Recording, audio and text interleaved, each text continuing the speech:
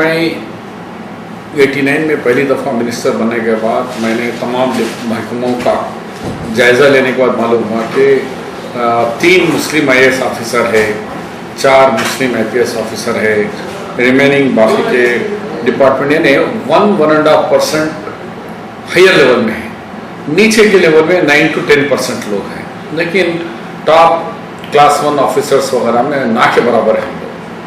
तो बोला अगर इसी तरह का और 10 साल ये सिलसिला रहेगा तो फिर जीरो में हो जाएगा।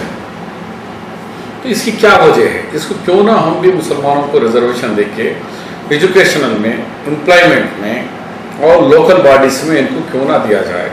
ये मसला मैंने लेके मुसलमानों के साथ उलमा इकराम, अकाबरीन और दानिशवरों के साथ मैंने मीटिंग 1993 में पहली मीटिंग बुलाई, लेकिन अफसोस के तमाम दानिशवर से लेकर उलमा कराम ने इसका शिद्दत से मुखालिफत करके कि मुसलमानों को रिजर्वेशन जायज़ नहीं है और हम सलातीन हैं, इस मुल्क में हमने इतने साल हुकूमत की है, अब हमको रिजर्वेशन हमारे लिए उचित नहीं है। फिर 1 साल के बाद फिर 94 में फिर ट्राई किया, थोड़ी सी रोशनी मिली, तब में विजय भास्कर रेड्डी साहब CM थे, उन्होंने एक रिजर्वेशन की मुहिम कापू चला रहे थे। तो मुस्लिम कापू, तेलगा, बलेजा, मंटेरी GO 30 निकला, जिसमें मुसलमानों को भी रिजर्वेशन देना है। कितना देना उसके ऊपर एक कमीशन जस्टिस पुट्टुस्वामी का बिठाया गया, लेकिन 3 महीने में हमने 94 में इलेक्शन हार गए, 95 में NT रामाराव साहब आए, 8 महीने, उसके बाद 9 साल चंद्रबाबू रहे, लेकिन वो कमीशन को बरफदार में डाल दिए और GO 30 को बरफदार में डाल दिए। तो कांग्रेस पार्टी ने फिर 2003 में ये बात वादा करी कि अगर कांग्रेस दोबारा इख्तिदार पे आएंगे तो हम एक परसेंटेज डिक्लेयर कर दी। जब तक परसेंटेज नहीं करे थे 5% मुस्लिम तहफ़्फ़ुज़ात देंगे, उसमें उसके 58 दिन के बाद सरकार आई, 58 दिन में हमने सरकार में लागू कर दिया GO 33 देकर। लेकिन तकनीकी बुनियाद पर 3 अहम निकात पर इस GO को कलअदम कर दिए जस्टिस सुदर्शन रेड्डी साहब का बेंच, जो 5 जजेस पर मुश्तमिल था। उन्होंने पहला सवाल उठाया कि आप मुसलमानों को मजहब के नाम पे बुनियाद पर आपने जो दिए हैं, नंबर 1 वो अनकॉन्स्टिट्यूशनल है, नंबर 2 आपने विथआउट BC कमीशन रिकमेंडेशन के दिए, ये भी नहीं चलता, नंबर 3 आप जबकि सुप्रीम कोर्ट ने 50% से ऊपर नहीं जाने की रोक लगाई है, उसको आपने वायलेशन किए। ये 51 अब तुम्हारे 5 देने से मौजूदा 46 + 5 51 हो गया, 3 को करेक्ट करके आइए। तब हमने फिर नया BC कमीशन डाले, 5 को 4 करे और मुसलमान बोलने के बजाय सोशली एजुकेशनली बैकवर्ड मुस्लिम्स का एक लिस्ट बनाकर फिर गए उनको। फिर जस्टिस बिलाल नस्ती साहब के 5 जजेस बैठे, फिर उन्होंने कहा कि भाई सर्वे सही नहीं हुआ, आप लोग सर्वे में कमीशन फेल हो गया, फिर हार गए। फिर असेंबली में बिल पास करे 2007 में, मैं खुद पेश करा असेंबली में बिल। फिर जब 7 जजेस बैठे, अनिल भावे साहब मौजूदा सुप्रीम कोर्ट के जज है, उनके सदारत में 3 हमारे फेवर में है, 4 अगेंस्ट में है। फिर 2010 में है, मगर हम हर साल 2004 से 5 और 6 1 साल गैप रहा, लेकिन मुसलसल कहीं ना कहीं हम टेक्निकली ये रिजर्वेशन को जारी रखते गए।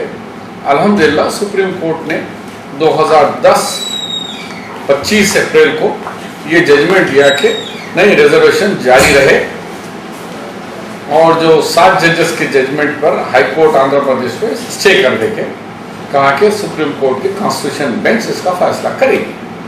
तो अब दोनों रियासतों में, तेलंगाना और आंध्र प्रदेश में 4% रिजर्वेशन चल रहा है, और ये 4% से लगभग 12 लाख बच्चे डॉक्टर, MBA, MCA, इंजीनियर्स, आला 3, उसके साथ फीस रिएम्बर्समेंट, एक तो रिजर्वेशन, एक फीस रिएम्बर्समेंट, दोनों बेनिफिट्स की वजह से आज मुसलमानों में एक इनकलाब आया।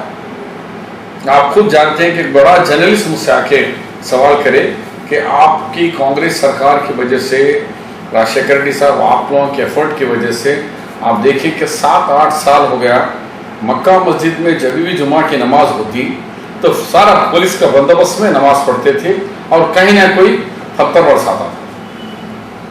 7 से 8 साल हो गया, कहीं एक पत्थर भी मक्का मस्जिद के पास कोई फेंकने वाला तैयार नहीं। कोई पैसे दे के फेंको भी बोले जा भाई जरा अब खलम दे, मुझे खलम का डिमांड कर रहे, पत्थर नहीं चाहिए हमें। तो ये इनकलाब तालीम की वजह से आया, नौकरियों की वजह से आया। और लोकल बॉडीज के अंदर, बैकवर्ड क्लास के अंदर म्यूनसिपल कॉर्पोरेशन में इलेक्शन की वजह से हमारी बहुत बड़ी तब्दीली आई। और ये जर्नलिस्ट मुझसे बता रहे थे कि हम सब समझ रहे थे कि हैदराबाद IAS का बहुत बड़ा हब हो जाएगा, यहाँ से रिक्रूटमेंट बहुत होगा, लेकिन 5 साल के अंदर एक बच्चे का भी रिक्रूटमेंट नहीं हुआ। उससे ये जाहिर हुआ कि यहाँ के नौजवान कह रहे हैं कि हमें तालीम से नवाजिए। सरकार जो कांग्रेस पार्टी, राजशेखर रेड्डी, शब्बीर अली, कांग्रेस पार्टी ने जो एजुकेशन और एम्प्लॉयमेंट का रास्ता बताया वो हमारे लिए वो रास्ता सही है, ना कि किसी और जगह का रास्ता। तो उससे ये साबित हो गया कि इल्म, इसीलिए हमारी कुरान की पहली आयत भी इक़रा बिस्मिका रब्बुकल लज़ी, हमारी कांग्रेस सरकार वही आयत को लेकर हमने उसके संगे बुनियाद रखा। आज ये किताब में वो तमाम जजमेंट्स है, कैसा हम अदालतों से केस लड़ते हुए आए। Justice Sudarshan Reddy, justice Bilal Nazki, justice Anil Dave, justice chief justice of India Balakrishna के बेंच पे कैसे स्ट्रगल करें, जिद्दोजहद।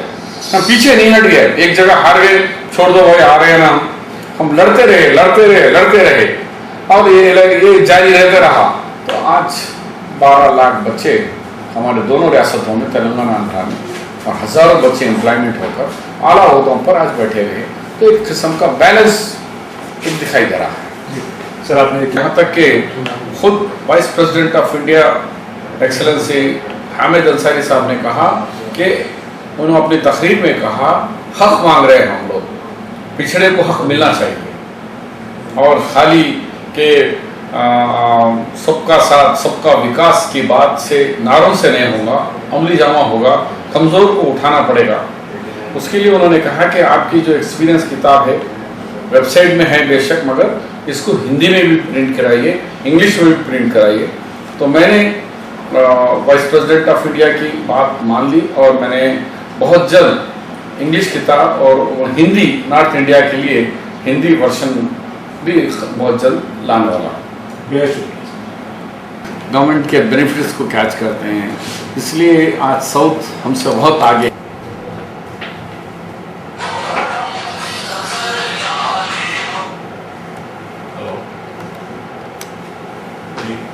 कब नशर होना